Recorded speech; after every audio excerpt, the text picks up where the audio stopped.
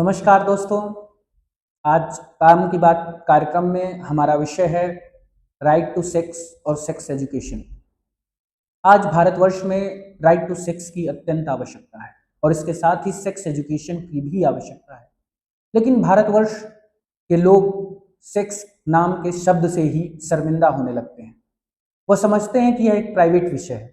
बिल्कुल, यह प्राइवेट विषय है, लेकिन प्राइवेट विषय को अगर आप प्राइवेटली स्ट्रेंथन नहीं करेंगे, उसका महत्व नहीं समझेंगे, तो यह भारत की आने वाली पीढ़ियों को भी विकार युक्त बनाएगी।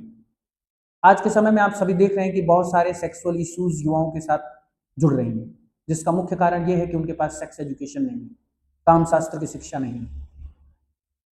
उसकी एक वजह यह भी है कि उन्हें 33-34 वर्ष की उम्र में विवाह करना पड़ रहा है। उसके पहले उनका विवाह नहीं होता है, तो या फिर वो इलीगल रिलेशनशिप्स में जाते हैं या फिर मस्टरबेशन का सहारा लेते हैं अपनी यौन इच्छाओं को पूर्ण करने के लिए, और उसके चक्कर में वो अपने sexual health, mental health, physical health को खराब कर लेते हैं।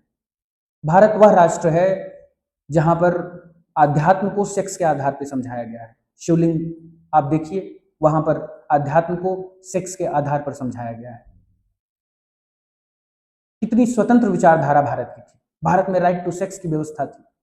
इसके लिए बाल विवाह की परंपरा, दहेज की प्रथा और खिचड़ी तीज का त्योहार बनाया गया ताकि लड़की पक्ष लड़के पक्ष को मदद करे, क्योंकि कम उम्र में वो अपनी बच्ची लड़के के घर भेज देते थे। तो भारत में राइट्स टू सेक्स को मर्यादित रूप में अप्लाई करने के लिए हमारे पूर्वजों ने बहुत अच्छी व्यवस्था, सुदृढ़ व्यवस्था का निर्माण किया था, जिसका बहुत लोग आलोचना करते हैं और यह विदेशी विचारधारा से प्रभावित आलोचना होते हैं।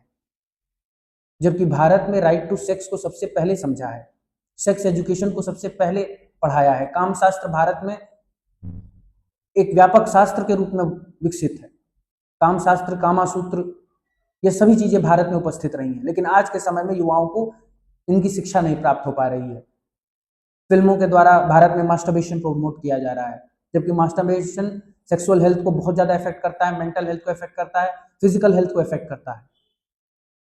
मास्टरबेशन बिल्कुल गलत है। उसकी जगह पे अगर आप सेक्स में इन्वॉल्व हो रहे हैं तो वो ज्यादा आपके लिए बढ़िया है, लेकिन सेक्स में इन्वॉल्व होने के लिए या फिर आपको इलीगल रिलेशनशिप में जाने पड़ेंगे या फिर आप कम उम्र में विवाह करिए, और कम उम्र में विवाह न सरकार करने देना चाहती है और ना ही घर परिवार के लोग करना देना चाहते हैं।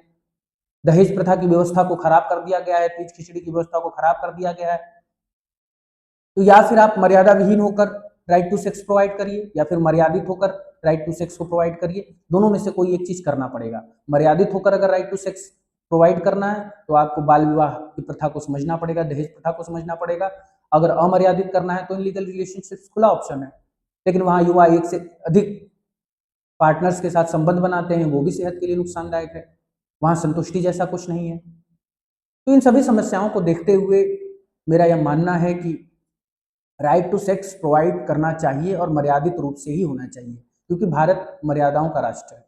और इसीलिए पुनः बाल विवाह, दहेज प्रथा, तीज खिचड़ी त्योहार पर एक व्यापक रिसर्च करना चाहिए और उसके आधार पर एक प्रथा विकसित करनी चाहिए, एक सिस्टम विकसित करना चाहिए और भारतवर्ष में राइट टू सेक्स को प्रोवाइड करना चाहिए, जिससे युवाओं में आत्मसंतुष्टि की भावना हो। अगर वो संतुष्टि की भावना होगी तो वो अपने लक्ष्य पर ध्यान केंद्रित कर पाएंगे। सेक्स एजुकेशन के लिए अगर किसी को यह लगता है कि 10 बच्चों के समूह में जहां लड़के भी हैं लड़कियां भी हैं, इसी प्राइवेट चीज को किस तरीके से समझाया जाए, सेक्स एजुकेशन नहीं दिया जा सकता है ग्रुप में, तो आप इंडिविजुअल सेक्स एजुकेशन प्रोवाइड करने की व्यवस्था कर सकते हैं। मैं जो संस्थाएं इसमें इच्छुक हैं उन संस्थाओं से आग्रह करना चाहूंगा कि आप ऑनलाइन प्लेटफॉर्म पर इंडिविजुअल शिक्षा दीजिए सेक्स एजुकेशन का, जिससे युवाओं में भ्रम की परिस्थिति उत्पन्न ना हो जाए। क्योंकि युवा जब बड़े होते हैं तो वो अपने शरीर में बदलावों को महसूस करते हैं, उसके उत्तर नहीं जानते हैं। बहुत से युवा भटक जाते हैं, कम उम्र में दवाइयाँ खाने लगते हैं और ये दवाइयाँ उनके सेहत के लिए नुकसानदायक होता है, उनके सेक्स हैबिट्स को खराब कर देता है, उनके हेल्थ को प्रभावित करता है। और आज भारत में दवाओं का व्यापार सेक्स के क्षेत्र में बढ़ गया है, क्योंकि युवाओं को अपने स्वास्थ्य को मजबूत करने का, सुरक्षित करने का ज्ञान ही नहीं है, सेक्स एजुकेशन ही नहीं है। वो मास्टरबेशन में उतर जाते हैं, मास्टरबेशन से सेक्सुअल लाइफ खराब हो जाती है, फिर वो दवा कराते हैं। तो युवाओं को शिक्षित नहीं करेंगे तो दवाओं का व्यापार बढ़ेगा। अगर दवाओं का व्यापार बढ़ाना चाहते हैं सरकार, तो फिर सेक्स एजुकेशन नहीं देना चाहिए, राइट टू सेक्स की व्यवस्था नहीं करनी चाहिए। लेकिन अगर दवा मुक्त जीवन जीना है तो आपको, हम सभी को, आने वाली पीढ़ियों को सेक्स एजुकेशन और राइट टू सेक्स की व्यवस्था सुनिश्चित करनी होगी। चाहे मर्यादित रूप में करिए, चाहे अमर्यादित रूप में करिए, दोनों ही ऑप्शन आप सभी के पास खुला है। और मेरा यह सरकार से भी मांग है कि सरकार इस पर व्यापक रूप से कार्य करे। प्राइवेट फर्म से मेरा मांग है कि प्राइवेट इंस्टीट्यूट्स बनाए, इंडिविजुअल ऑनलाइन क्लासेस की व्यवस्था करे, जिससे सेक्स एजुकेशन बच्चों तक जाए। अगर घर में लड़का लड़की है तो लड़का है तो पिता अपने बच्चे को सेक्स एजुकेशन के लिए ऑनलाइन क्लास की सब्सक्रिप्शन प्रोवाइड करे, लड़की है तो माँ ऑनलाइन क्लासेस के लिए सब्सक्रिप्शन प्रोवाइड करे। लेकिन बच्चों को ऑनलाइन शिक्षा दी जाए, सेक्स एजुकेशन प्रॉपरली सिखाया जाए और राइट टू सेक्स की व्यवस्था हो। अगर कम उम्र में शादी कर सकते हैं तो मर्यादित रूप से राइट टू सेक्स की व्यवस्था करिए, या फिर अपने बच्चे को इनलीगल रिलेशनशिप जाने में से ना रोकिए, वरना वो अपना लाइफ, अपना कैरियर बर्बाद कर लेगा। वो आपसे झूठ बोलेगा, वो जाएगा जरूर, क्योंकि जो आवश्यकता है वो तो पूर्ण करेगा। वो चाहे जिस तरह, चाहे मस्टरबेट करके करेगा तो वो अपना फिजिकल, मेंटल और सेक्सुअल हेल्थ खराब करेगा। अगर सेक्स में इन्वॉल्व होगा तो फिर वो आपसे झूठ बोल के करेगा। तो झूठ बोलने से और अमर्यादित होने से अच्छा है कि मर्यादित व्यवस्थाओं में फिर से जाया जाए।